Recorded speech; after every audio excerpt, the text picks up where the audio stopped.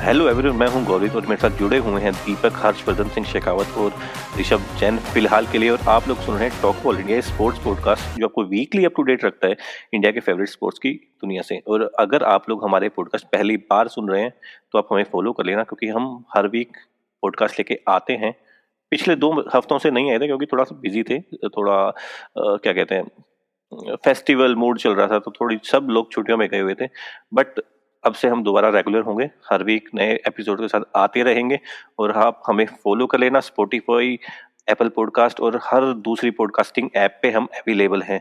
आज के एपिसोड में हम सभी स्पोर्ट्स को थोड़ा थोड़ा डिस्कस करेंगे कि उसमें क्या चल रहा है, क्या नहीं चल रहा है। सबसे पहले हम हमेशा की तरह शुरू करेंगे क्रिकेट के साथ में। इंडियन क्रिकेट टीम जो है साउथ अफ्रीका के अपने टूर पे गई हुई है, और आज तक इंडिया की टीम साउथ अफ्रीका में एक भी टेस्ट सीरीज नहीं जीती है। सबसे बेस्ट रिजल्ट आज तक इंडिया का रहा था 1-1 ड्रॉ। और इस बार बहुत बहुत उम्मीदें हैं, क्योंकि उन्होंने पहले टेस्ट में ऐसा करके दिखाया। इंडिया ने साउथ अफ्रीका को हराया, हालांकि दूसरे टेस्ट में हार गई। अभी 1-1 पे बराबरी चल रही है सीरीज की। बट लास्ट टेस्ट अब केप टाउन में होना है 11 तारीख से। तो दीपक, कितनी उम्मीदें रख सकते हैं हम इंडियन क्रिकेट टीम से कि वो इस बार पहली बार साउथ अफ्रीका की धरती पे सीरीज जीत के आएगी? देखो, उम्मीदें तो थी बहुत स्टार्टिंग से, क्योंकि साउथ अफ्रीका की टीम हमको पता है, मतलब इतनी अच्छी टीम नहीं रही हुआ है वो। और लाइक उनके प्लेयर्स ने बीच में सीरीज में रिटायरमेंट ले लिया, जैसे क्विंटन डिकॉक ने ले लिया। और उनके मेन प्लेयर जो उनके बॉलर थे, वो भी इंजर्ड हो गए। तो ऐसे तो उम्मीद तो बहुत थी कि इंडिया 3-0 जीते, क्योंकि बहुत लोगों के सबके प्रिडिक्शन 3-0 थी। लेकिन जैसा परफॉर्मेंस इंडिया ने सेकंड टेस्ट में दिया, अब मेरे ख्याल से 50-50 रहेगा आखिरी मैच भी। मेरे ख्याल से मैं इंडिया को ज़्यादा एज नहीं दूंगा। इंडिया को ज्यादा एज नहीं दोगे? हाँ, बना, आपने भी इंडियन क्रिकेट टीम को खेलते हुए देखा है, किस तरह की उनकी फर्स्ट टेस्ट में परफॉर्मेंस रही और सेकंड टेस्ट में परफॉर्मेंस रही। तो इससे जुड़ा सवाल मेरा ये है कि जो डीकॉक ने जो रिटायरमेंट लिया, उसके बारे में आप क्या सोचते हो? ऑब्वियसली फ़र्क तो पड़ता ही है आपकी लाइनअप में। आप स्टार्टिंग लाइनअप जो है उस पर थोड़ा इफेक्ट तो आया ही है। लेकिन इंडिया की बैटिंग जो है सेकंड टेस्ट में थोड़ा सा लगा अपने को कि थोड़ी लाइक इनके विकेट्स गिरे। तो मेरे को दीपक का जो जैसे कह रहे हैं, मुझे तो लग रहा है शायद ये वापस ओवरकम कर लेगी, क्योंकि दीपक बिल्कुल सही कह रहे हैं। मन तो सोच रहे थे कि शायद 3-0 यही चांस है इस बार 3-0 सीरीज को लेने का। लेकिन चलो ठीक है, पर मेरे को तो पूरी उम्मीद है कि ये वापस कमबैक करेंगे और हो सकता है कि एल राहुल वापस अपनी सेंचुरी, सेकंड सेंचुरी इसमें टेस्ट में ले। ऋषभ, मेरा सवाल ये है कि जैसे दीपक और हर्षवर्धन सिंह शेखावत ने बोला है कि हर कोई सोच रहा था 3-0 से जीतेंगे। बट साउथ अफ्रीका में जाके इतना 3-0 से जीतना, वाइट वॉश करना एक बहुत मुश्किल टास्क है। तो आपको क्या लगता है कि इंडियन टीम जो है वो 2-1 से जीत पाएगी या फिर 1-1 से ड्रॉ कराएगी? देखिए, जो सीरीज से पहले जो भी ड्रामा एक तरह से कह सकते हैं आप चला, उस हिसाब से मेरे को उम्मीद नहीं थी 3-0 वाइट वॉश की। कैप्टनसी को लेके जो भी पूरा बीसीसीआई और प्लेयर्स के बीच में चला, वो सब को देख के मेरे को तो कभी उम्मीद नहीं थी वाइट वॉश की। बट जिस हिसाब से पहला मैच खेला और सेकंड मैच में भी फर्स्ट और सेकंड डे तक जो देख रहे थे, जो ट्रेंड देख रहे थे, उस हिसाब से काफ़ी अच्छा परफॉर्मेंस रहा। तो होप कर सकते हैं कि थर्ड मैच में कम बैक करके 2-1 से सीरीज हाथ में लेंगे हम। एक फोर्स्ड चेंज देखा था हम लोगों ने सेकंड टेस्ट के अंदर, जब कप्तान विराट कोहली जो है वो बाहर बैठे थे और हनुमा विहारी ने उनको रिप्लेस किया था इस मैच के लिए। तो आप तीनों को क्या लगता है कि मतलब विराट कोहली का तो आना तय है। सब राहुल द्रविड़ ने भी बोल दिया है, केएल राहुल ने भी बोल दिया है कि काफी अच्छे दिखाई दे रहे हैं और कमबैक कर सकते हैं वो आने वाले टेस्ट में। 99th टेस्ट होगा उनका। तो आपको क्या लगता है कि मतलब चेतेश्वर पुजारा और रहाणे के ऊपर जो थी वो सूली टंगी हुई थी कि इन दोनों में से कोई एक प्लेयर बाहर जाएगा? हालांकि दोनों ने आखिरी इनिंग के अंदर 50 स्कोर किया था, और हनुमान विहारी जिन्होंने फर्स्ट इनिंग के अंदर 20 के राउंड किया और सेकंड इनिंग में अच्छी 40 रन की नॉक खेली थी। तो रहाणे और पुजारा, इनमें से किसका पत्ता काटेंगे? ऋषभ, सबसे पहले आपसे शुरू करूंगा। पुजारा का तो आप काटोगे नहीं। जी नहीं, देखिए, जैसे आपने बोला कि दोनों के ऊपर तलवार लटकी हुई थी, और सेकंड विकेट की पार्टनरशिप या आई थिंक थर्ड विकेट की पार्टनरशिप के लिए दोनों ने 50 रन्स की इंडिविजुअली 50 रन्स बनाए और काफ़ी अच्छी पार्टनरशिप दी।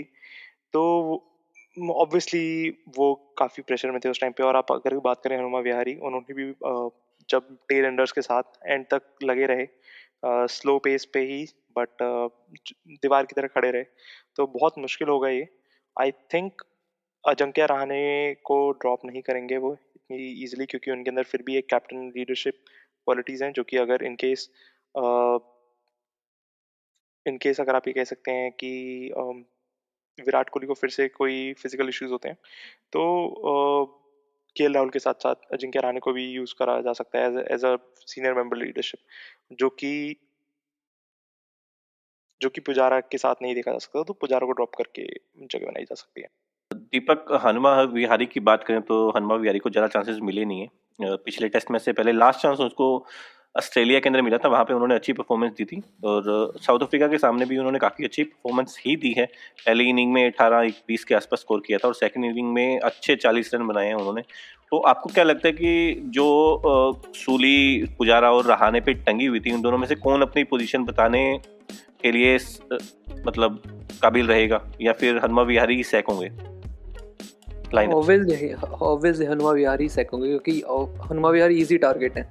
अगर उनको खिलाने होता तो शायद पहले टेस्ट के बाद ही जो परफॉर्मेंस रही थी राणा पुजारा की, उनमें से किसी एक को हटा के सेकंड ऐसे खिला सकते थे, जो कि उन्होंने खिलाए, लेकिन कोहली नहीं थे इसलिए। और लेकिन मेरे ख्याल से अभी भी हनुमा विहारी इजी टारगेट रहेंगे, उन्हीं को निकालेंगे। और अगर मेरा होता तो मैं तो हनुमा विहारी और श्रेयस अय्यर, जिनका काफ़ी अच्छा परफॉर्मेंस था लास्ट सीरीज हुई थी उसमें, लास्ट टेस्ट मैच में, तो मेरे ख्याल से वो डिजर्व करते थे। लेकिन अब ये शायद ये एक्सक्यूज़ देंगे कि अभी बहुत इंपॉर्टेंट मैच है इंडिया का सीरीज से, तो हम हमारे दो इंपॉर्टेंट प्लेयर को खिलाना चाहते हैं वगैरह वगैरह, और इन दोनों को वापस चांस दिया जाएगा। ये वापस एक इनिंग में 0 या 10 रन मारेंगे, दूसरी इनिंग में 50-60 मार के अपना नेक्स्ट सीरीज के लिए भी शायद अपना पत्ता रेडी कर लेंगे। तो यही करते हैं हमेशा से, और यही होगा। बना, आपको भी यही लगता है कि हनुमा विहारी ही जो होंगे सूली का शिकार होंगे, मतलब उन्हीं के गले पे सूली टांगी जाएगी? Yes of course, straight swap रहेगा ये बिल्कुल। हनुमान विहारी की जगह वापस कोहली रिप्लेस करेंगे। और दीपक बिल्कुल सही कह रहे हैं, बिल्कुल सही। पुजारा और रहाणे को being experience player, important match को देखते हुए इनको ये बिल्कुल भी नहीं हटाना चाहेंगे, रिस्क नहीं लेना चाहेंगे, क्योंकि फिर काफ़ी क्वेश्चंस उठ सकते हैं बाद में। अगर किसी भी रीज़न से मैच हारते हैं तो ये ब्लेम जा सकता है इसी डिसीजन पे। तो हनुमान विहारी स्ट्रेट स्वैप रहेंगे, इसमें कोई दो राय नहीं है। एक क्वेश्चन ये भी उठता है कि आपको किसी प्लेयर का नाम याद नहीं रहता। रामचंद्र अश्विन बुलाते हैं रविचंद्र अश्विन को, हनुमा विहारी को आप हनुमान विहारी बुलाते हैं, तो मतलब क्यों होता है काफी ऐसा? धार्मिक हैं ये आदमी। बिल्कुल, हम थोड़ा काफ़ी जुड़े हैं। और जरा इनसे इनके आर्सेनल के मेन स्ट्राइकर का नाम पूछिए। बताओ। अभी वो काफ़ी असर्टेन है, उनका फ्यूचर तो मैं लेना नहीं चाहूँगा। नहीं, एक बार ले लीजिए, थोड़ा थोड़ा सा ले लीजिए। अभी कुछ जनवरी का ट्रांसफर विंडो हो जाने दीजिए, फिर मैं मेन स्ट्राइकर का नाम लूंगा। ओके। काफी हलचल चल रही है उनके दिमाग में नए स्ट्राइकर को लेके। बट बना, इंडियन प्लेयर्स के नाम क्यों याद नहीं रहते? विराट कोहली को क्या बुलाना चाहोगे आप? नहीं, शोएब जिनके अख्तर नाम की में तरह हल्का विराट। सा भी नहीं, इंडिया। जिनके आगे किसी भगवान का नाम जुड़ जाता है तो फिर वही नाम आते हैं। अच्छा, तो चेतेश्वर पुजारा को क्या बुलाओगे फिर? पुजारी बोलते होंगे शायद। आगे जुड़ना चाहिए, आगे नाम। आगे जुड़ना चाहिए। ठीक है, तो फिर एक चीज ये पूछनी थी कि अब तक जो 2 मैचेस हुए हैं, तो उसमें आपके प्यारे रामचंद्र अश्विन जी ने कैसा परफॉर्मेंस किया, आपको क्या लगता है? आप कह नहीं सकते कि बेकार परफॉर्मेंस है, एवरेज परफॉर्मेंस रहा है। और उनसे उम्मीद करते हैं कि जो काम शार्दुल ठाकुर कर रहे हैं अश्विन भी करें। लेकिन मुझे लगता है ट्रैक शायद स्पिनर्स को इतना फेवर नहीं दे रहा होगा, इस वजह से वो नहीं कर पा रहे। पर मेरे को उम्मीद है कि वो 5 विकेट हॉल लेकर जाएं आगे नेक्स्ट टेस्ट में। देखिए, इस बात पे मेरे को एक थोड़ा सा ऐड करना है कि जो अभी सेकंड मैच हुआ उसके अंदर उस पर्टिकुलर ग्राउंड में लास्ट 3 सालों में 115 विकेट गिरी हैं। 2019 से 2022 की जनवरी तक 115 विकेट गिरी हैं, जिनमें से 112 पेसर्स ने ली है, 2 पाकिस्तान के स्पिन बॉलर ने लिया और 1 रविचंद्र अश्विन ने लिया। तो वो पिच ऐसी थी ही नहीं जहाँ पे आपको स्पिनर्स से कुछ ज़्यादा मिलता। आपको बट आप 5 के 5 पेसर्स नहीं खिला सकते, तो इसलिए आपको एक वहाँ पे स्पिन ऑप्शन लेना पड़ा। तो इसलिए आई थिंक अब जो केप टाउन में देखना होगा कि किस हिसाब से पिच है, किस हिसाब से रविचंद्रन अश्विन आगे बेटर परफॉर्म करते हैं। केप टाउन की जो पिच है वो काफ़ी स्पिनर फ्रेंडली कही जाती है, तो सबको उम्मीद तो यही रहेगी कि काफ़ी अच्छा परफॉर्म कर सकते हैं स्पिनर्स यहाँ पे। और 11 तारीख को मैच चालू होगा और मुझे भी ऐसा लगता है कि अजिंक्य रहाणे और चेतेश्वर पुजारा अपना अपना स्पोर्ट जो है वो बचाने में काबिल रहे हैं, और हनुमा विहारी एक बार फिर से वो सूली टांगे जाएंगे और दोबारा से उनको टीम से बाहर निकाला जाएगा। एक बहुत इंपॉर्टेंट मैच है इंडिया के लिए, एक बहुत इंपॉर्टेंट सीरीज विन चाहिए उनको साउथ अफ्रीका की ज़मीन पे, और बहुत इंपॉर्टेंट वो 12 पॉइंट्स चाहिए जिससे वो अपने टेस्ट वर्ल्ड चैंपियनशिप की रैंकिंग में थोड़ा सा और सुधार कर सकें। तो उम्मीद करेंगे कि इंडिया वो मैच जीते और हम पहली बार वहाँ पे सीरीज जीतने में कामयाब हों। इसी के बाद हम मैं बोलना चाहता हूँ कि सिर्फ रहाणे या पुजारा ही नहीं, मेरे ख्याल से पंत का भी आखिरी टेस्ट मैच होना चाहिए अगर उनका इसी तरीके से परफॉर्मेंस रहा, क्योंकि ना उनके पास कोई शॉर्ट सिलेक्शन है और ना वो कुछ टेम्परामेंट दिखाते हैं, और उनकी कीपिंग में हमने देख लिया उन्होंने जो इंपॉर्टेंट मैच कैचेस छोड़े पिछले मैच में। तो मेरे ख्याल से शायद अब इंडिया को पंत से भी मूव ऑफ करना चाहिए इन टेस्ट मैच में, तो स्पेशल खासकर जो आपने टेम्परामेंट वाली बात बोली, बहुत इमेच्योर हरकतें भी दिख रही थी बैटिंग करते वक्त। बिल्कुल बैटिंग करते वक्त engage और होना, स्लेजिंग करना, जिस तरह से उन्होंने sledging स्लेज करना। किया था प्लेयर्स के लिए। मतलब अभी भी वो बॉय से मैन वाली जर्नी में अभी लगता है ट्रांजिशन ही हो रहा है, इतना टाइम हो गया 1-2 साल से, अभी भी उल्टे सीधे शॉट खेलना, वो मैच्योरिटी नहीं आ पाई अभी तक। वो मैच्योरिटी बहुत ज़्यादा, जैसे उन्होंने दिखाया था कि ऑस्ट्रेलिया में वो कुछ कर सकते हैं, उस तरह की परफॉर्मेंस दोबारा से उठ के सिर्फ एक ही बार आई थी जब इंग्लैंड इंडिया में खेलने के लिए आई थी, और उसके बाद से मैच्योरपन जो था उनका वो चला गया था। तो देखते हैं उनके ऊपर क्या रहेगा, क्योंकि सिलेक्टर्स ने तो अपने क्या कहते हैं आशीर्वाद वाले हाथ उनके सर के ऊपर रखे हुए हैं। देखते हैं कब तक वो इस टीम में जगह बना के रखते हैं, क्योंकि ऐसे ही परफॉर्म अगर करते रहे तो इंडिया के बेटरमेंट के लिए उनको टीम से बाहर भेजा जाना चाहिए, ऐसा सबका मानना है। और अब शुरू करते हैं अपने फुटबॉल की बातें। फुटबॉल में एफए कप के मैच चल रहे हैं, उनको इतना डिस्कस नहीं करेंगे क्योंकि अभी काफ़ी अर्ली स्टेजेस पे मैच है और काफ़ी बढ़िया टीम के थोड़ी सी लोअर साइड की टीम के साथ मैच हो रहे हैं। एक मैच जो अच्छा देखने को मिला था वो न्यू कैसल का मैच था, जो न्यू कैसल हार गई थी, थर्ड डिवीजन की किसी टीम से हारी वो शायद अभी। हाँ जी। तो दीपक यहीं पे ही मतलब उन्होंने ऐसा क्या, कैम्ब्रिज यूनाइटेड। कैम्ब्रिज यूनाइटेड, तो उन्होंने ऐसा क्या किया है, ऐसा क्या ट्रिगर हो चुका है उनसे कि वो इतनी वर्स्ट परफॉर्मेंस दे रहे हैं अपनी? मेरे ख्याल से वो बहुत प्रेशर के साथ खेल रहे हैं, क्योंकि उनको अभी रेलीगेशन का भी प्रेशर है, प्लस उनका अभी भी जो ओनरशिप चेंज हुई है तो उनके ऊपर ज़्यादा प्रेशर इस चीज़ का आ गया कि हमको इस डिवीज़न में रहना है। तो वो प्रेशर वो अपने गेम में, उनके गेमों में ही दिख रहा है। अगर आप उनका मैच देखेंगे तो कोई भी अगर सामने कोई सी भी टीम हो तो वो दब जा रहे हैं। तो मेरे ख्याल सबसे बड़ा रीज़न यही है, तो इसलिए उनको शायद यूनाइटेड के साथ खेलना चाहिए ताकि उनका प्रेशर थोड़ा बूस्ट हो। देखिए, ऑयल मनी जब भी आती है तो थोड़ा टाइम तो लगता है, ऐसा नहीं है, थोड़ा टाइम लगेगा ऑयल मनी के साथ, तो बट आएंगे ऊपर वो। पर ऋषभ, जैसे उन्होंने अभी ट्रिपियर को साइन किया, तो ये साइनिंग उनकी परफॉर्मेंस को कितना बूस्ट कर सकती है, क्या लगता है आपको? देखिए, इंग्लैंड के प्लेयर्स बहुत कम ही बाहर जाते हैं, ये कुछ ही लास्ट सालों में देखा गया है। बेलिंगम कह लीजिए, मुसियाला कह लीजिए और सैंचो कह लीजिए, बहुत कम ही इंग्लैंड के प्लेयर बाहर जाते हैं। और जैसे अगर आप ट्रिपियर का इंटरव्यू देखेंगे, उसने बहुत क्लियरली बोला कि पैसा मेरे लिए इतना मैटर नहीं करता जितना मेरे लिए वापस लंदन आना या वापस यूके आना था। तो होपफुली अब वो जब अपनी फैमिली के क्लोज रहेंगे, बायो बबल चल रहा है, सब होटल्स में ही रहते हैं, तो अपनी फैमिली के क्लोज रहेंगे तो बेटर परफॉर्मेंस दे पाएंगे जो एथलेटिको मैड्रिड से नहीं दे पा रहे थे।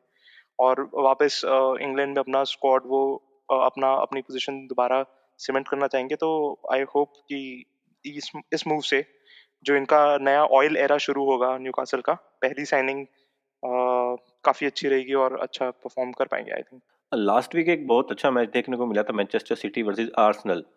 तो बना आर्सेनल ने काफ़ी हद तक बहुत बहुत बढ़िया परफॉर्मेंस दी थी अपनी लास्ट परफॉर्मेंस से, अगर उसको कंपेयर करें जब उन्होंने सिटी के सामने परफॉर्म किया था। तो आपका क्या कहना है अपनी आर्सेनल के बारे में, किस तरह की मेंटेलिटी है वो शो कर रहे हैं प्रीमियर लीग के अंदर अपनी? नहीं, ये तो आप बिल्कुल, जिन भी लोगों ने मैच देखा है तो आर्सेनल की मेंटेलिटी तो उन्होंने देख ही ली है। तो ऑब्वियसली सिटी ऐसी टीम है, यस ऑफ कोर्स अपन कह सकते हैं यूरोप की one of the best team अभी जो टॉप पे चल रही है वो सिटी है। कोई भी टीम उनसे फेस करने में एक बार तो अपने घबराई जाती है। तो ऑब्वियसली उनके सामने अगर कोई आप फर्स्ट हाफ देखेंगे, इतना प्रेशर के साथ आप, इतना अच्छा आप प्रेसिंग करके और परफॉर्म कर रहे हैं और इतने चांसेस आपने क्रिएट करे फर्स्ट हाफ के अंदर, तो obviously not only Arsenal fans, सारी लीग को ही एक बार आर्सेनल का ये तो चीज़ लगी गई है कि yes Arsenal is competing for top 4। तो मेंटेलिटी तो काफ़ी स्ट्रांग है, और बस यही मैं चाहूँगा कि आगे वो गेम में यही मेंटेलिटी कंटिन्यू करे। और आर्टेटा ऑफ कोर्स इस चीज़ों पे काम कर रहे हैं, और कंसिस्टेंट स्क्वाड तो बन ही गया है जो हर मैच में रिपीट हो रहा है। और बस सेकंड हाफ में जो देखने को मिला, कुछ सिली मिस्टेक्स वगैरह, वो इन्हीं चीज़ों पे आर्सेनल को अब थोड़ा वर्क करने की ज़रूरत है, जो हमेशा से आर्सेनल की इश्यूज रही हैं कि ये छोटी छोटी मिस्टेक्स से पूरे मैच का एकदम फेस ही बदल देते हैं खुद अपनी मिस्टेक से। तो टेम्परामेंट काफ़ी अच्छा है, मोमेंटम जो चल रहा है वही बना रहेगा। तो ऑब्वियसली मुझे लगता है कि टॉटनहम जैसे प्रेस कर रही है आर्सेनल को फोर्थ पोजीशन के लिए, तो आर्सेनल ये लीड अपनी बना के रखेगी। पाटिल, मैनचेस्टर यूनाइटेड सिटी का जो पहला गोल था वो पेनल्टी के थ्रू आया था, महारेज ने वो पेनल्टी ली थी और स्कोर किया था। तो एक क्वेश्चन उठ रहा है कि वो पेनल्टी थी या नहीं थी, आपके हिसाब से क्या था? सब्जेक्टिव पेनल्टी थी वो। अगर आप 10 में से अगर 5 रेफरीज को पूछेंगे तो उनका भी जवाब अनसर्टन ही होगा। कोई आधे बोलेंगे कि थी, आधे नहीं थी। आप आर्सेनल फैन से पूछेंगे तो वो पक्का ही बोलेंगे पेनल्टी थी, but most of city fans को ये लगता है कि वो पेनल्टी नहीं थी, क्योंकि जो बॉल के ऊपर पैर एडरसन के जा रहा था और ना उन्होंने उनको मारने की कोशिश की थी, बल्कि मार्टिनेली के शायद पैर ही एडरसन के पैर के ऊपर गया था, पहले रखा गया था मेरे ख्याल से। बाकी आप हर्ष बना से पूछेंगे तो इनके लिए कुछ और होगा। बना, आप क्या बोलना चाहते हो? होल्ड ऑन, आई थिंक हम दो अलग पेनल्टीज की बात कर रहे हैं यहाँ पे। पाटिल ने मिक्सअप कर दिया। पाटिल ने हाँ, वो हम यहाँ पे बात कर रहे हैं जो शाका का टैकल था बर्नार्डो सिल्वा पे। तो मेरे को उसके बारे में पूछना है, क्योंकि वो भी बहुत विवादास्पद रही। कुछ रेफरीज उसमें डिवाइडेड थे, कुछ नहीं थे, क्योंकि वो उसी टाइम पे गिर ही रहे थे, बट कांटेक्ट भी था। तो मेरे को दोनों की राय जाननी है। देखिए, वो पेनल्टी तो क्वेश्चनेबल ही नहीं है। वो पेनल्टी थी या नहीं वो सेकेंडरी है, बट वो जाका ने पेनल्टी दी है। अगर जाका खींचते नहीं वो बर्नार्डो सिल्वा को तो वो ऑब्वियसली पेनल्टी नहीं थी, बट बॉल निकल गई थी और बर्नार्डो सिल्वा गिर भी रहे थे, बट उन जाका ने उन्हें खींच लिया। इसकी वजह से तो क्लियर एंड ऑब्वियस एरर था रेफरी की तरफ से, क्योंकि उन्हें दिखा भी नहीं था वैसे एरर तो क्या, और वो डेफिनेट पेनल्टी थी। बना, एज ए आर्सेनल फैन आपको क्या लगता है?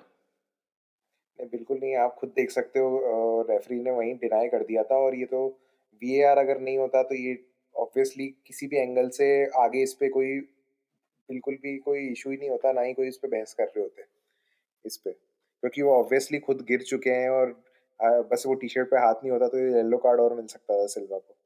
और ये तो एक तरह से बहुत ही हार्श डिसीजन था, क्योंकि उनके पुश करने से ऐसा तो है नहीं कि वो कुछ गिर गए हैं, बॉल वहां पे प्ले में है ही नहीं।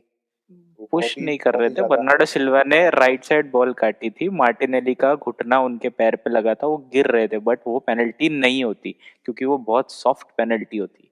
लेकिन जैसे जाका हैं जो उन्होंने अपने सेल्फ डिस्ट्रक्ट बटन जो उन्होंने दबाया है, वो पेनल्टी उन्होंने दी है। वो पेनल्टी थी नहीं वैसे, बट जाका की खुद की गलती से वो पेनल्टी हुई है। ये क्वेश्चन इसलिए उठा क्योंकि वीएआर अगर इस चीज को रेफरी को बोल सकता है कि आप इसे रिव्यू करो, तो जो फर्स्ट हाफ में आर्सेनल के साथ इंसिडेंट हुआ था उसमें वीएआर ने ये क्यों नहीं किया कि आप इसे रिव्यू करो? क्योंकि और इस पे 100% सब श्योर है कि अगर रेफरी उसे रिव्यू करता फर्स्ट हाफ वाली इंसिडेंट को, तो वो पेनल्टी आर्सेनल को मिलती।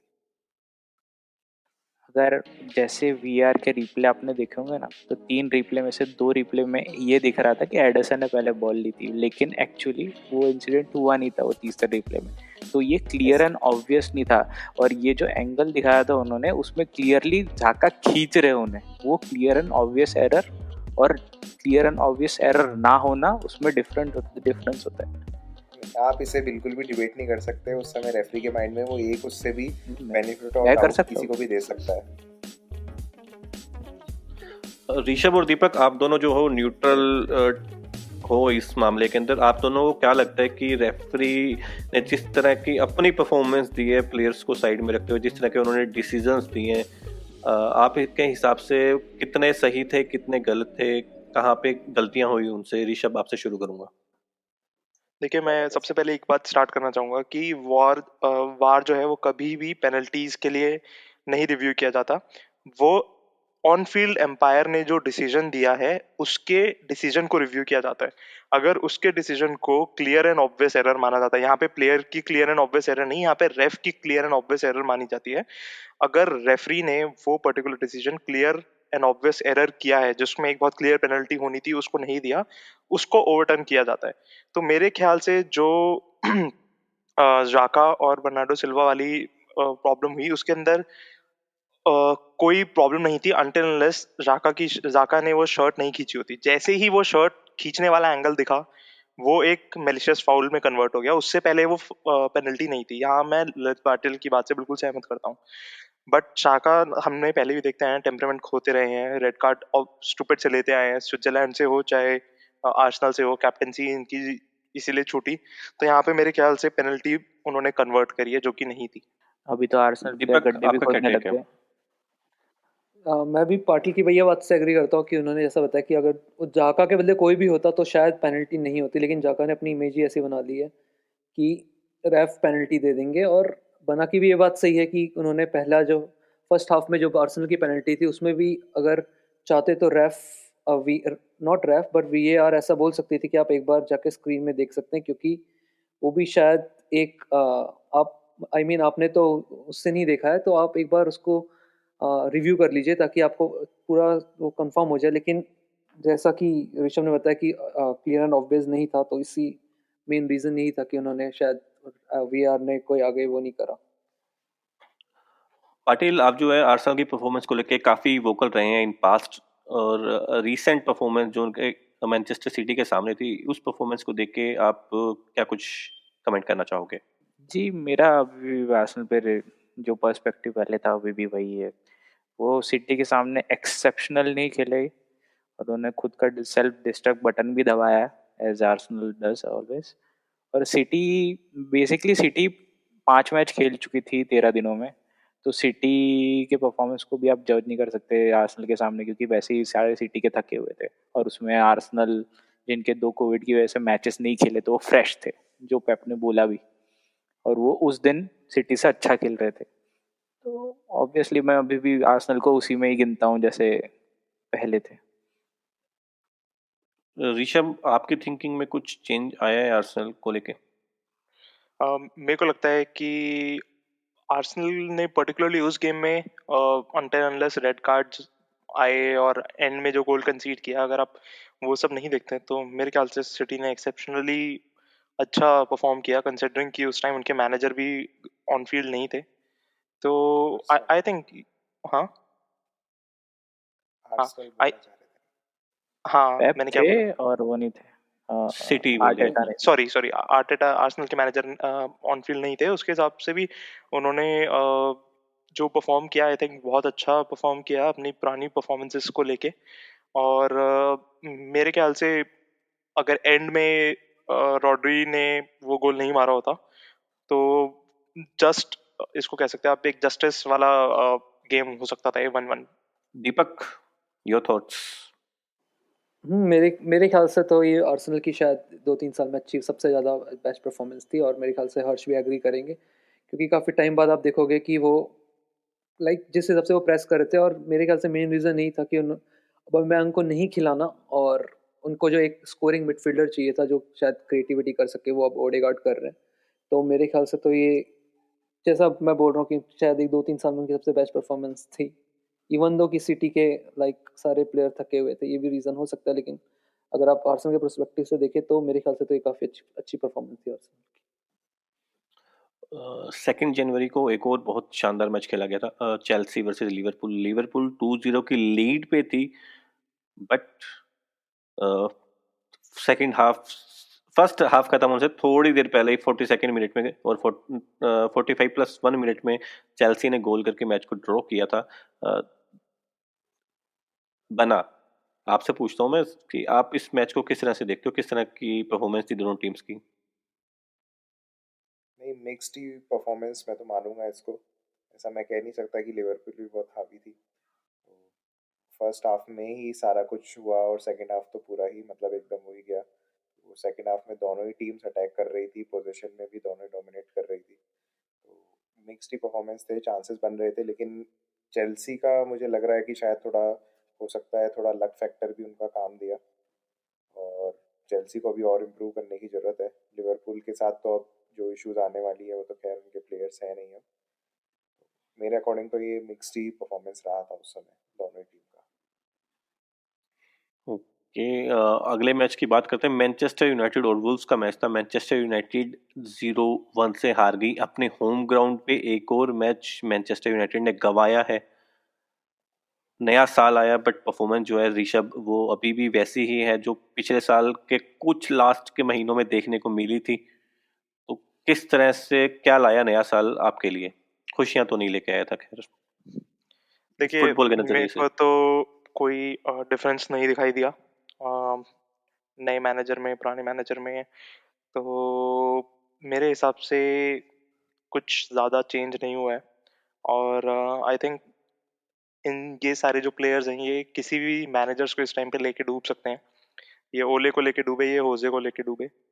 कैरिक सही टाइम पे निकल लिया, उसको पता था कि यहाँ पे नहीं कुछ दाल गलने वाली और नहीं यहाँ पे होने वाला, और यही अगर ऐसी ही रहा मेंटालिटी तो ये रैल्फ रैंगनिक को भी लेके डूब जाएंगे। इस टाइम पे इन सब प्लेयर्स को बहुत अच्छी एक बैकलैश की ज़रूरत है, रियलिटी फेस कराने की ज़रूरत है।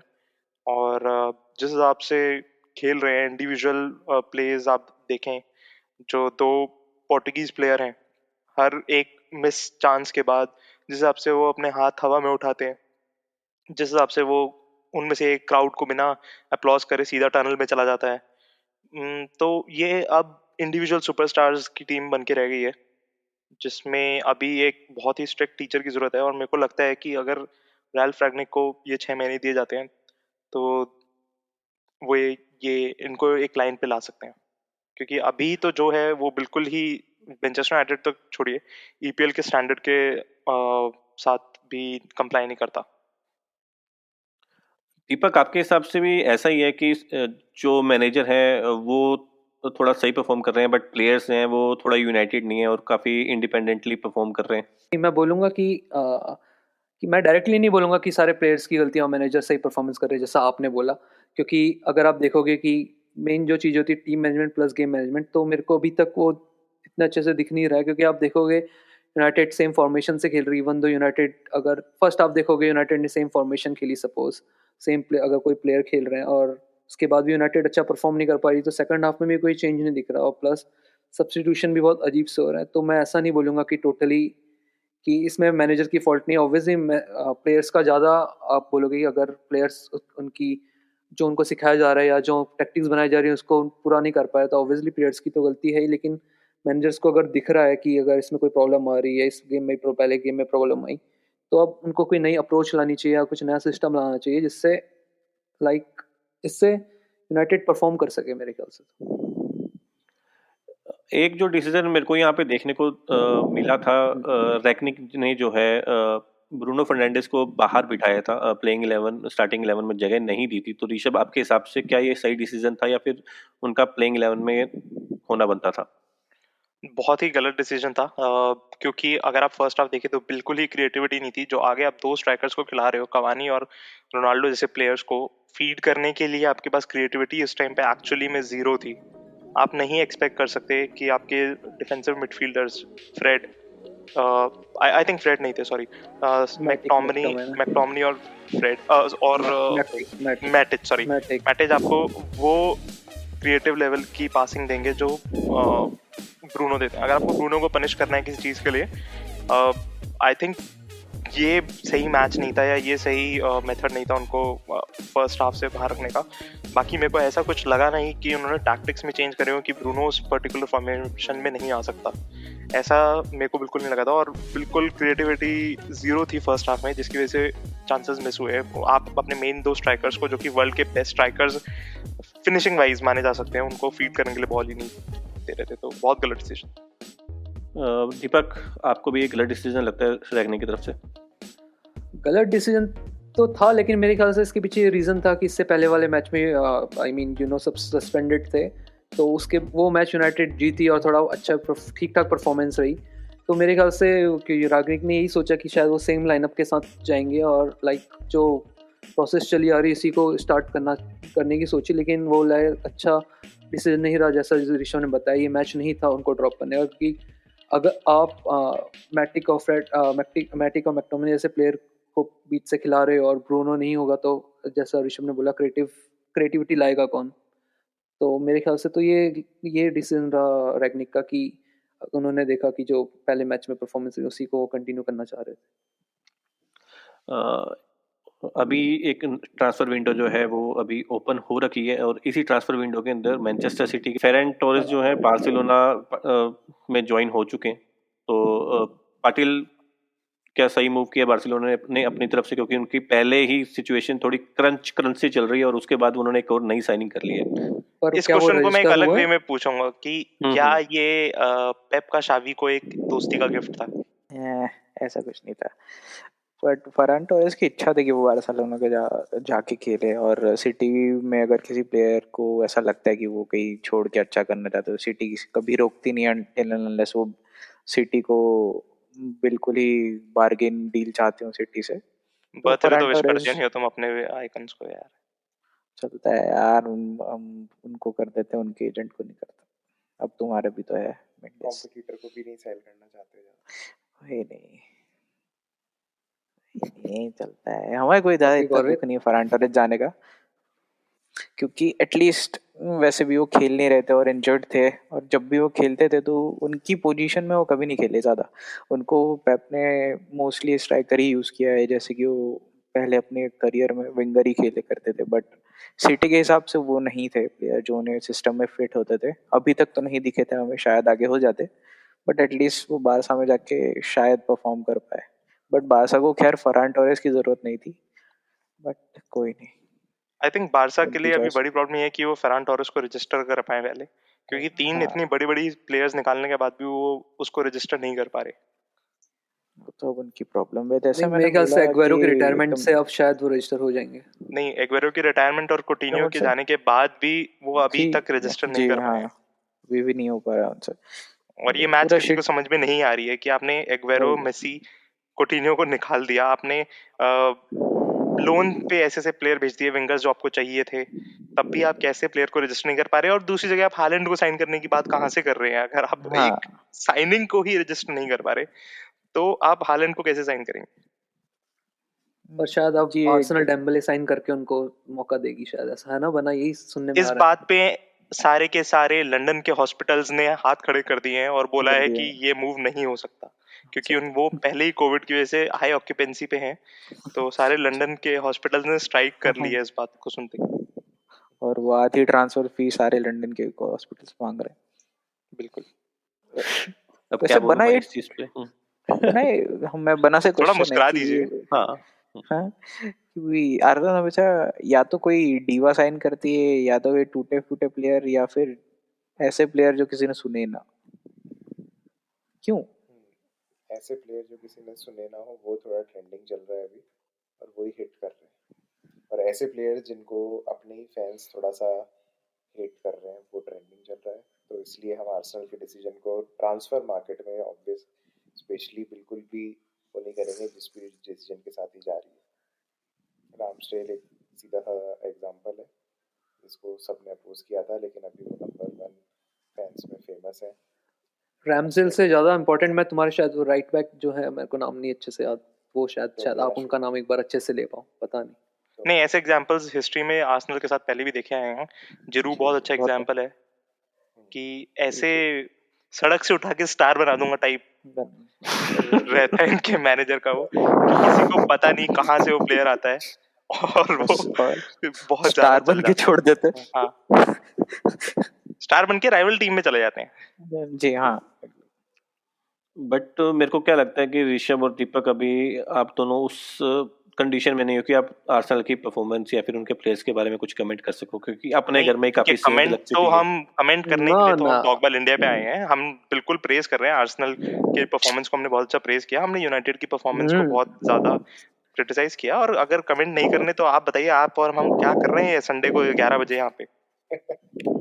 वो तो मेरे को, हम तो ये और फ्राइडे को आर्सेनल करना के चाह रहे ऊपर थे, बात but नहीं होगी तो आर्सेनल के ऊपर बैंटर नहीं होगा तो किसके ऊपर होगा? ये तो आपको पता ही है।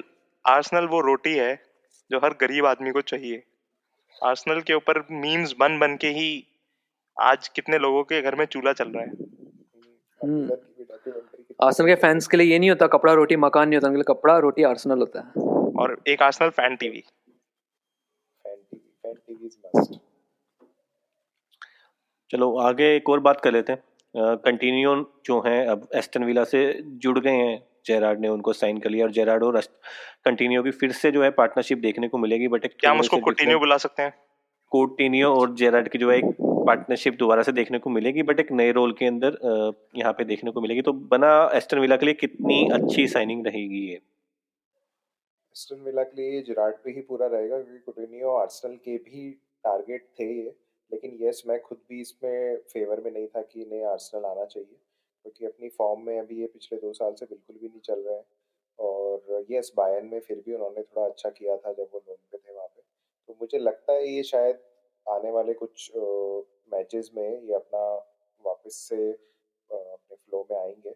और जिरार्ड जिनके साथ इनकी बहुत अच्छी पार्टनरशिप रही थी पहले लिवरपूल के साथ, तो वही एक रीज़न है कि कोटिन्यो ने अपना ये डिसीजन लिया एस्टन विला में आने का। तो मुझे लगता है शायद अभी इतना जल्दी से रिजल्ट्स नहीं दिखाए, लेकिन ये एक अच्छी साइनिंग साबित हो सकती है। एक चीज और है बात करने के लिए, वो है मैनचेस्टर यूनाइटेड की जो भी इंटरनल कंडीशन चल रही है। इस तरह से जैसे पीओके के अंदर हालात चलते रहते हैं, उस तरह का कुछ माहौल वहां पे चल रहा है। 17 प्लेयर जो है वो हैप्पी नहीं है रैफ रैंगनिक के होने से। दीपक क्या कमेंट करोगे आप इस पे? ये न्यूज़ सबने सुनी थी और आज ये भी न्यूज़ आई कि हैरी मैग्वायर ने बोला कि मैं इस टीम का कैप्टन हूँ, मैं लीडर हूँ, तो मेरी बात सबको सुननी पड़ेगी, ऐसी न्यूज़ भी आ रही है। तो मैं तो ज़्यादातर ऑब्वियसली ट्रू भी हो सकती है, मैं ये नहीं बोल रहा अनट्रू होगी, क्योंकि जब भी आपने देखा ही होगा मोस्टली जब भी यूनाइटेड इस फॉर्म में होती है तो मीडिया को काफ़ी अच्छा मौका मिलता है उनकी लेने का। और सबसे बड़ी मीडिया की प्रॉब्लम ये है कि नॉट मीडिया बल्कि फैंस, यूनाइटेड के फैंस भी प्लस राइवल्स फैंस भी, कि अब आप देखोगे कि सब ज़्यादातर रोनाल्डो ब्रूनो के ऊपर बोल रहे हैं, लेकिन स्पेशली इंग्लिश मीडिया देखोगे तो वो इन दोनों के ऊपर ज़्यादा इसलिए कर रही है क्योंकि उनको अपने इंग्लिश जो उनके स्टार्स हैं उनको उनके बारे में बुराई नहीं सुननी ना करनी है। आप देखोगे तो मेन प्रॉब्लम अभी भी यूनाइटेड की वही है, centre back Harry Maguire, midfield British player आप बोलो, बीच में मैकटोमिने, फ्रेड भी डोरो, रैशफोर्ड भी काफ़ी काफ़ी बेकार फॉर्म में है, और लुक शॉ भी अच्छे फॉर्म में नहीं, वेम्बसाका भी अच्छे फॉर्म में नहीं। तो इंग्लिश मीडिया का मेन यही रीज़न है कि वो अपने प्लेयर्स को छुपाना चाहती है, और बाकी जो जो प्लेयर्स आए हैं यूनाइटेड के दूसरे जो भी प्लेयर्स हैं स्पेशली पोर्तुगीज प्लेयर, उनको इस तरीके से दिखाना चाहती है कि ऐसा लगे कि यूनाइटेड में भी डिवाइड एंड रूल टाइप कुछ सिस्टम चल रहा है। ऋषभ, आपका क्या टेक है इस बात पे? देखिए मेरा एक बहुत सिंपल सा टेक है इस बात पे। अगर आप यूनाइटेड में हैप्पी नहीं हो तो आप डिजर्व नहीं करते इस क्लब में खेलने के लिए। ये क्लब ऐसा क्लब है जो 1958 में जिसने अपने सारे प्लेयर्स एक प्लेन क्रैश में खो दिए थे, लेकिन तब भी 3 या 4 दिन बाद वेस्ट ब्रॉम के अगेंस्ट अपनी जूनियर अकेडमी से प्लेयर्स ले आए थे। वो गोलकीपर जो उस टाइम पे प्लेन क्रैश में हर्ट था, वो 1 हफ्ते बाद खेलने आ गया था फील्ड पे। तो इस क्लब की लेगेसी और हिस्ट्री के हिसाब से अगर आप अनहैप्पी हो तो you do not deserve to wear that red shirt at all. आप अभी ट्रांसफर विंडो में अपना रिक्वेस्ट डालिए और निकलिए। आपने इतने बढ़िया बढ़िया 2 मैनेजर्स को थ्रो आउट किया है। मेरे को लगता है कि एलेक्स फर्गसन के बाद से जितने भी मैनेजर्स आए उनमें डेविड मोइस की बहुत ज़्यादा प्रेशर में थे। वो एक बहुत अच्छे मैनेजर हैं, वो बहुत ज़्यादा प्रेशर में थे इसलिए वो नहीं चल पाए। बाकी उसके बाद जो आए वो मेरे को लगता है कि कौन आए थे उसके बाद नीदरलैंड्स के लुइस वैन गाल, लुई वैन हाल। वो एक बहुत ही बिजार और टैक्टिकली बहुत ही अजीब साइनिंग थी। बट उसके बाद होजे मेरिनियो टैक्टिकली बहुत बढ़िया, ओले बहुत बढ़िया, उनको इन प्लेयर्स ने बहुत ज़्यादा वो किया है। तो मेरे ख्याल से ये जो भी चल रहा है, रिफ्ट जो भी चल रही है, इनको ये बहुत जल्दी सॉर्ट करने की ज़रूरत है। खासकर जो इंग्लिश प्लेयर्स हैं, हैरी मैग्वायर हो गया, रैशफोर्ड हो गए, इन सब लोगों को या तो असलियत दिखाने की ज़रूरत है या फिर नए क्लब ढूंढने की ज़रूरत है। कि नया क्लब तो इतनी जल्दी मिलेगा नहीं खैर कभी किसी को। अब इसके अलावा फुटबॉल में और कोई है बात करने के लिए? टॉटनहम के पास 3 मैचेस अभी बाकी हैं और 3 मैचेस जीतने के बाद वो टॉप 4 में आ सकती है। तो आप लोगों को भी लगता है कि वो टॉप 4 के अंदर वापस आ पाएगी? उनके मैनेजर खुद ही कॉन्फिडेंट नहीं है और उन्होंने खुद ही बोल दिया कि हमें बहुत काम करने की ज़रूरत है उस लेवल तक पहुंचने के लिए। और जब आपका स्ट्राइकर आधे मन से खेल रहा हो तो ये चीज़ और मुश्किल हो जाती है। तो अभी मेन दिक्कत ऋषभ क्या दिखाई देती है टोटनहम की टीम के लिए? एक तो उनका स्ट्राइकर जो है वो आधे मन से खेल रहा है, इसके अलावा और कहाँ कहाँ जो है वो वाइड्स दिखाई दे रहे हैं टीम के अंदर? देखिए, कॉन्टे ऐसा मैनेजर है जिसको उसके प्लेयर्स दे दिए जाएं तो वो चैंपियनशिप आपको विद इन 1 ईयर 2 ईयर जितवा सकता है। तो मेरे हिसाब से उसको एक दो ट्रांसफर विंडोज में अच्छी साइनिंग करने की जरूरत है, जो उसके प्लेयर्स हों, जो अभी तक जो उसको टीम मिली है वो नहीं, जो उसके प्लेयर्स हों जो वो साइन करना चाहता हो, उनको वो जरूरत है। आई थिंक मिडफील्ड में आपको जरूरत रहेगी। डिफेंस में मेरे को लगता है कि defence is okay, goal keeping is okay. Midfield में और आपको थोड़ा और स्ट्रेंथन करने की जरूरत है। और अगर हैरी केन जाते हैं अगले साल, उससे जितना भी पैसा आएगा आपको फिर से अच्छी तरह से टीम बिल्ड करनी है। नॉट लाइक जब आपने बेल की तरह, जितना भी आपको बेल से पैसा मिला था आज से 10 साल पहले, जो आपने सोल्डाडो खरीदा, पता नहीं क्या क्या खरीदा कचरा जो भी, वैसा ना करके स्ट्रेटेजिकली इस बार ढंग से उसको इन्वेस्ट करें। पाटिल पाटिल आपको भी ऐसा लगता है कि कोंटे को अगर थोड़ा टाइम दिया जाए तो वो टोटनहम को ट्रॉफी जिताने के लिए थोड़ा आगे ला सकते हैं? क्योंकि लास्ट ट्रॉफी जो है टोटनहम ने प्रीमियर लीग की 1960-61 में जीती थी। कॉन्टे जिताए ना जिताए इस टीम को थोड़ा इम्प्रूव जरूर करेंगे, बट मेरे को तो नहीं लगता कि जैसे उन्होंने कॉन्ट्रैक्ट साइन किया 2 साल का, और जैसी अभी डैनियल लीवी के एटीट्यूड दिख रहे हैं उन्हें कि ना वो इस ट्रांसफर विंडो में बैक करना चाहते हैं उन्हें ज़्यादा, ना उन्होंने आगे वाले में प्रॉमिस दिखाए जैसी न्यूज़ आई है। तो मुझे नहीं लगता कि कॉन्टे भी इतने ऑप्टिमिस्टिक है इस टीम को लेके, लेकिन वो अपनी ड्यूटी जरूर निभाएंगे इस टीम को आगे लेके जाने की। दीपक, आपके हिसाब से डेनिस लीवी इस टाइम क्या सोच रहे हैं? मतलब उनको किस तरह की टीम चाहिए? उनको ट्रॉफीज चाहिए या फिर सिर्फ और सिर्फ पैसा चाहिए अभी फिलहाल अपने फैंस के थ्रू जो आ रहा है उनके पास? ऑब्वियसली हर जो भी होते हैं उनको ट्रॉफी तो चाहिए होती है और वो भी चाहेंगे वो ट्रॉफी जीते, लेकिन अभी मेरे ख्याल से सबसे बड़ी प्रॉब्लम हैरी केन ही है, क्योंकि उनको अगर जाने देते तो शायद आपको थोड़ी अच्छी परफॉर्मेंस मेरे ख्याल से देखने मिल सकती थी, क्योंकि जैसा ऋषभ होता है आधे मन के खिलाड़ी को आपने रख रखा है, तो आपको ऑब्वियसली अच्छी परफॉर्मेंस नहीं दिखेगी और अब मेरे ख्याल से सिटी लेगी भी नहीं और शायद कोई दूसरी टीम भी मुश्किल से ही ले। तो अब उनके केन भी उनके पास पड़े रहेंगे और अगर केन को नहीं बेचेंगे तो उनके पास इतना पैसा नहीं रहेगा, उनके पास वैसे ही बहुत डेप्थ चल रहा है उनके जो न्यू स्टेडियम की वजह से। तो प्रॉब्लम तो बहुत बड़ी आएगी, लेकिन जैसे कॉन्टे मैनेजर है, तो अगर आप उनको थोड़े, जैसे ऋषभ ने बोला कि अगर आप उनके प्लेयर इतने महंगे प्लेयर्स भी नहीं होते, जैसा आप देखोगे वो छोट कोई से भी प्लेयर को अच्छा बनाने की मेरे ख्याल से काबिलियत रखता है। तो मेरे ख्याल से उनको बैकिंग करना ज़रूरी है लीवी के लिए। अभी अगर लीवी उनको बैकिंग करेंगे तो मेरे ख्याल से अच्छी परफॉर्मेंस देखने को मिल सकती है। एक चीज पाटिल मैं यहाँ पे पूछूंगा, 17 जनवरी से जो है वो ऑस्ट्रेलियन ओपन 2022 शुरू होने वाला है और जैकोविच का एक बहुत बड़ा पंगा जो है वो कल कोर्ट में सुनाई देगा। उनको अभी ऑस्ट्रेलिया के अंदर वीजा जो था उनका वो एकदम कैंसिल कर दिया, उनको वापिस से भेजने की तैयारी चल रही थी। आपको क्या लगता है कि वापिस भेजा जाना चाहिए या फिर खेलने का मौका देना चाहिए? क्योंकि रूल्स जो है वो सबके लिए सेम होते हैं, अगर टीका नहीं लगवाया है तो फिर आप ऑस्ट्रेलिया में एंटर नहीं कर सकते। रूल्स जी, रूल्स रूल्स होते हैं। अब ये किसी के लिए एक्सेप्शन बनाना जायज़ नहीं होगा, जो जोकोविच हो या फिर रॉजर फेडरर, कोई भी एक्सेप्शनल प्लेयर हो।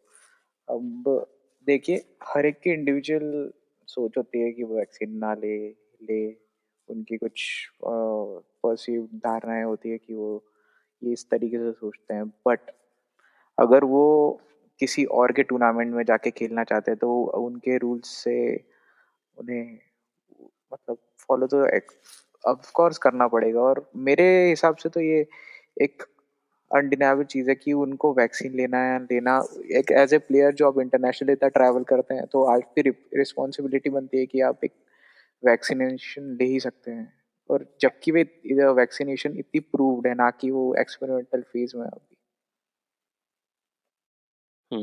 ऋषभ, आप कुछ कहना चाहोगे? कुछ कमेंट यहाँ पे देना चाहोगे? जी बिल्कुल। कोविड शुरू होने से पहले ही, मतलब जब कोविड के बारे में नहीं पता था, तभी ये इन्होंने बहुत क्लियरली अपना स्टैंड बताया था कि इन्होंने आज तक बचपन में भी कोई वैक्सीन नहीं ली, ना ही अपने बच्चों को दिलाएंगे। ये एक तरह से शुरू से एंटी वैक्सर्स रहे हैं, क्योंकि ये उन तबके में बिलोंग करते हैं जो ये सोचते हैं कि वैक्सीन ना लेने से या अगर गवर्नमेंट मेरे को वैक्सीन लगा रही है तो वो मेरी डेमोक्रेसी पे हमला हो रहा है, ये उस तबके में बिलोंग करते हैं। जो कि अब मेरे को औरों का नहीं पता, मेरे को बहुत अपनी व्यक्तिगत थिंकिंग में बहुत ही स्टूपिड लोग लगते हैं।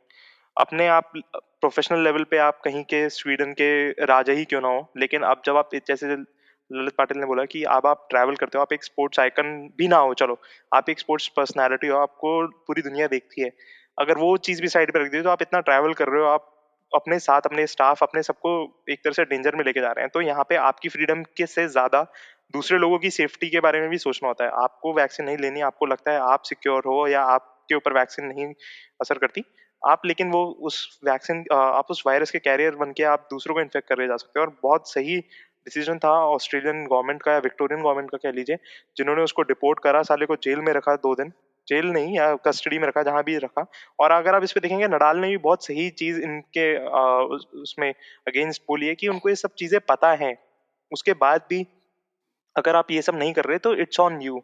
आप अपने डेमोक्रेटिक राइट्स को लेके आप कहीं पे भी नहीं ऐसे घूम सकते, आपको लेना पड़ेगा और रूल्स से कंप्लाई करना पड़ेगा। अब देखते हैं कल कोर्ट जो है क्या फैसला सुनाई देती है। मेरे को ऐसा लगता है कि फेवर जो है वो एक बड़ी पर्सनैलिटी के पक्ष में जाएगा, क्योंकि हमेशा से ऐसा ही देखते आ रहे हैं कि कोई भी बड़ी नहीं, उसका personality एक होती है। एग्जेम्पशन जो उन्होंने बताया है कि मेरे को दिसंबर 12 से दिसंबर एक उनको 12 उन्होंने ये बोला को 6 महीने के कोविड अंदर हुआ मेरे था। को कोरोना हाँ हुआ था। हाँ हाँ। हाँ, कोविड दिसंबर के एंड में कोविड हुआ था, इसलिए मैंने वैक्सीन नहीं लगाया। लेकिन अगर आप उससे पहले देखें तो उससे पहले उनको जब नहीं हुआ था उनके पास बहुत सारे मौके थे। तो यहाँ पे बात एक एक्सेप्शन की नहीं है, एक आइडियोलॉजी की है। और अगर आप आज उनको उस पे आने देते हैं, आप एक बहुत ही गलत एग्जाम्पल सेट कर रहे हो ये एक्सेप्शन का। इस टाइम पे जब सारे वर्ल्ड अपना यूनाइट होके इस चीज के अगेंस्ट लड़ रहा है, आप एक स्पोर्ट्स पर्सनैलिटी को अगर एक्सेप्शन दे रहे हो इस चीज के लिए, तो ये बहुत गलत एग्जाम्पल जाएगा। सिर्फ जोकोविच के लिए ही नहीं, या सिर्फ ऑस्ट्रेलियन गवर्नमेंट के लिए नहीं, पूरे टेनिस फ्रेटर्निटी पे जाएगा। तो यहाँ पे कोर्ट को टेनिस के हिसाब से और अपनी गवर्नमेंट के हिसाब से जो रेपुटेशन होगी वो देख के अपना वर्डिक्ट देना चाहिए। अब एक्सेप्शन अकेला सिर्फ जोकोविच का नहीं ले सकते, क्योंकि बहुत सी ऐसी जने होंगे जिनको बीच में कोविड हुआ होगा, बट फिर भी ऑस्ट्रेलियन गवर्नमेंट ने उनको डिपोर्ट किया होगा। बट अब कल देखते हैं कोर्ट किस तरह का फैसला सुनाती है अपना। ऋषभ, मैं आपसे रिक्वेस्ट करूंगा आप आज के इस पॉडकास्ट को खत्म करें।